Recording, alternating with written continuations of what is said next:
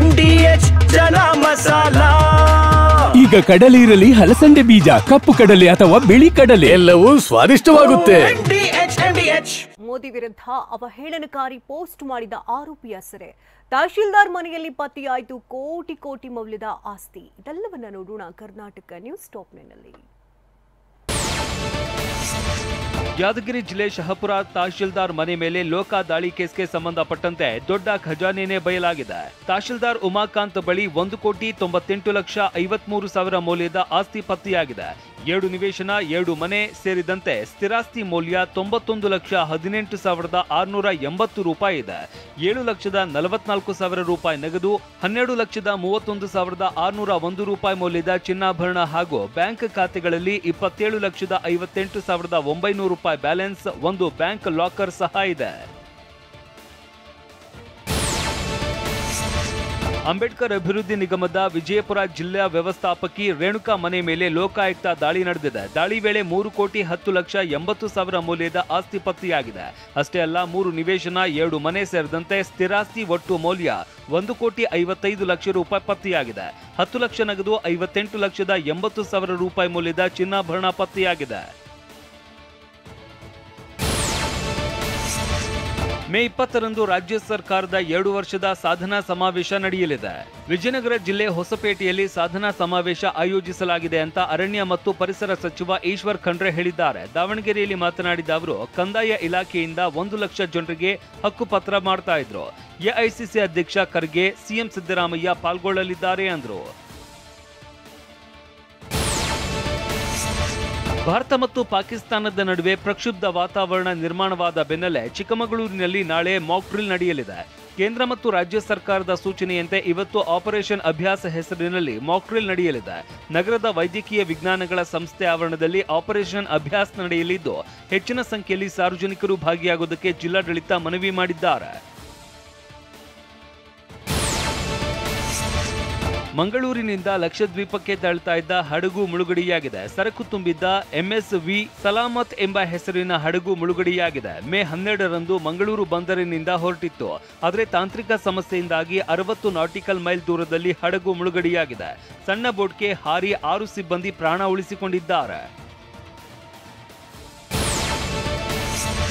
ತುಮಕೂರು ಜಿಲ್ಲೆಯ ಶಿರಾ ಠಾಣೆಯಲ್ಲಿ ರೌಡಿಗಳ ಪೆರೇಡ್ ನಡೆಯಿತು. ರೌಡಿಗಳ ಪೆರೇಡ್ ನಡೆಸಿದ ಶಿರಾ ಡಿವೈಎಸ್ಪಿ ಶೇಖರ್ ರೌಡಿ ಶೀಟರ್ಗಳಿಗೆ ಎಚ್ಚರಿಕೆ ಕೊಟ್ಟರು. ಶಿರಾ ಉಪವಿಭಾಗದ ಠಾಣೆಗಳ ವ್ಯಾಪ್ತಿಯಲ್ಲಿ ನಡೆದ ರೌಡಿಗಳ ಪೆರೇಡ್ನಲ್ಲಿ 124 ರೌಡಿಗಳಿಗೆ ಡಿವೈಎಸ್ಪಿ ಶೇಖರ್ ಖಡಕ್ ಎಚ್ಚರಿಕೆ ಕೊಟ್ಟರು. ಕಾನೂನು ಬಾಹಿರ ಚಟುವಟಿಕೆಗಳನ್ನು ನಡೆಸದಂತೆ ವಾರ್ನ್ ಮಾಡಿದ್ರು. ಆಪರೇಷನ್ ಸಿಂಧೂರ್ಗೆ ಮೆಚ್ಚುಗೆ, ಕಾಂಗ್ರೆಸ್ನಿಂದಲೇ ಟೀಕೆ, ಶಶಿ ತರೂರ್ಗೆ ಸ್ಪಷ್ಟನೆ. ವಿದೇಶಗಳಿಂದ 5,402 ಪಾಕಿಸ್ತಾನಿ ಭಿಕ್ಷುಕರ ಬೇಡಿಕೆ. ಇನ್ನು ರಾಷ್ಟ್ರ ರಾಜಧಾನಿಯಲ್ಲಿ ಧೂಳಿನ ಮಾರುತ. ಇದೆಲ್ಲವನ್ನು ನೋಡೋಣ ನ್ಯಾಷನಲ್ ನ್ಯೂಸ್ ಟಾಪ್ನಲ್ಲಿ. ಪಾಕ್ ಮೇಲೆ ನಡೆದ ಆಪರೇಷನ್ ಸಿಂಧೂರ್ ಕಾರ್ಯಾಚರಣೆಗೆ ಎಲ್ಲೆಡೆ ಮೆಚ್ಚುಗೆ ವ್ಯಕ್ತವಾಗ್ತಿದೆ. ಇದರ ಬೆನ್ನಲ್ಲೇ ಕಾಂಗ್ರೆಸ್ ನಾಯಕ ಶಶಿ ತರೂರ್ ಕೂಡ ಒಬ್ಬ ಭಾರತೀಯನಾಗಿ ಇದು ನನಗೆ ಹೆಮ್ಮೆಯ ವಿಚಾರ ಅಂತ ಹೇಳಿದ್ದಾರೆ. ವ್ಯಾಪಕ ಟೀಕೆ ವ್ಯಕ್ತವಾಗಿತ್ತು. ಕೇರಳದಲ್ಲಿ ಮಾತನಾಡಿದ ಶಶಿ ತರೂರ್, ನಾನು ಕಾಂಗ್ರೆಸ್ ವಕ್ತಾರನಲ್ಲ ಅಂತ ಹೇಳಿದ್ದಾರೆ. ಪಾಕಿಸ್ತಾನ ಪ್ರಪಂಚದಾದ್ಯಂತ ಭಿಕ್ಷುಕರ ದೇಶ ಅಂತಲೇ ಕರೆಸಿಕೊಳ್ತಿದೆ. ಪಾಕಿಸ್ತಾನದ ಆಂತರಿಕ ಸಚಿವಾಲಯ ಇತ್ತೀಚೆಗೆ ಹಲವಾರು ದೇಶಗಳಿಂದ ಹೊರಹಾಕಲ್ಪಟ್ಟ ಪಾಕಿಸ್ತಾನಿ ಭಿಕ್ಷುಕರ ಸಂಖ್ಯೆಯನ್ನ ಬಹಿರಂಗಪಡಿಸಿದೆ. ರಾಷ್ಟ್ರೀಯ ಅಸೆಂಬ್ಲಿಗೆ ಸಲ್ಲಿಸಿದ್ದ ಲಿಖಿತ ಹೇಳಿಕೆಯ ಪ್ರಕಾರ 2024ರಿಂದ ಒಟ್ಟು 5,402 ಪಾಕಿಸ್ತಾನಿ ಭಿಕ್ಷುಕರನ್ನ ವಿದೇಶದಿಂದ ಓಡಿಸಲಾಗಿದೆ. Saudi Arabia, Iraq, Malaysia, UAE, Qatar ಮತ್ತು ಓಮನ್ ಸೇರಿದಂತೆ ಹಲವು ದೇಶಗಳಲ್ಲಿ ಪಾಕಿಸ್ತಾನಿ ಭಿಕ್ಷುಕರನ್ನ ಹಿಡಿದು ಓಡಿಸಲಾಗಿದೆಯಂತೆ.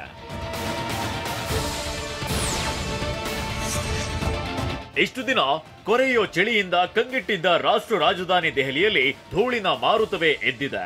ದೆಹಲಿಯಲ್ಲಿ ಗುಣಮಟ್ಟದ ವಾಯು ಮಲಿನಗೊಂಡಿದೆ. ನೀರಿನ ಗುಣಮಟ್ಟ ಹಾಳಾಗಲು ಬಿಜೆಪಿಯ ಕಾರಣ ಅಂತ ಕಾಂಗ್ರೆಸ್ ವಾಗ್ದಾಳಿ ನಡೆಸಿದೆ. ದೆಹಲಿಯಲ್ಲಿ ದಿನೇ ದಿನೇ ವಾಯು ಪ್ರಮಾಣದ ಗುಣಮಟ್ಟ ಹದಗೆಟ್ಟಿದೆ. ಎಲ್ಲಿ ನೋಡಿದ್ರೂ ಧೂಳಿನ ಕಣಗಳೇ ಕಾಣ್ತಿದೆ.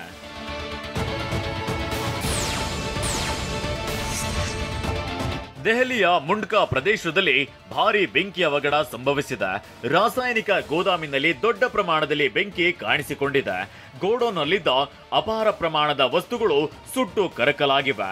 ಘಟನಾ ಸ್ಥಳಕ್ಕೆ ತಕ್ಷಣವೇ ದೌಡಾಯಿಸಿದ ಅಗ್ನಿಶಾಮಕ ಸಿಬ್ಬಂದಿ ಬೆಂಕಿ ನಂದಿಸೋ ಕೆಲಸ ಮಾಡಿದ್ದಾರೆ. ಪಾಕಿಸ್ತಾನದ ಮೇಲೆ ದಾಳಿಯಲ್ಲಿ ಭಾರತದ ಬ್ರಹ್ಮಾಸ್ತ್ರ ಬ್ರಹ್ಮೋಸ್ ಪರಾಕ್ರಮ ಮೆರೆದಿದೆ. ಹೀಗಾಗಿ ಇದೀಗ ವಿಶ್ವದ ಹಲವು ದೇಶಗಳಿಂದ ಬ್ರಹ್ಮೋಸ್ಗೆ ಭಾರಿ ಡಿಮ್ಯಾಂಡ್ ಹೆಚ್ಚಾಗಿದೆ. ಫಿಲಿಪೈನ್ಸ್, ಇಂಡೋನೇಷ್ಯಾ, ವಿಯೆಟ್ನಾಂ, ಮಲೇಷ್ಯಾ ದೇಶಗಳು ಬ್ರಹ್ಮೋಸ್ ಖರೀದಿಗೆ ಮುಂದಾಗಿವೆಯಂತೆ.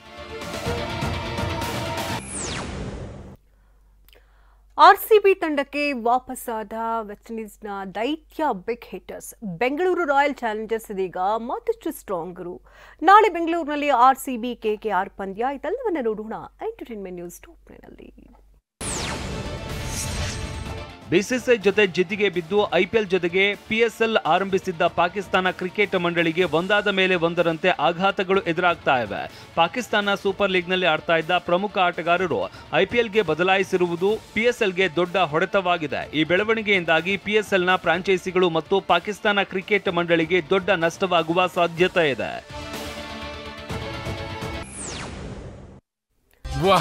ಯಾಕೆ ಈಗ ಬಂತ ಸ್ವಾದ? ಖಂಡಿತ ಈಗ ಬಂತು ಅಸಲಿ ಸ್ವಾದ. MDH chunky chaat masala life ಅಲ್ಲಿ ಅಸಲಿ ಸ್ವಾದ ತರುತ್ತೆ. ಅಸಲಿ ಮಸಾಲ, ಎಸ್ ಎಸ್ MDH.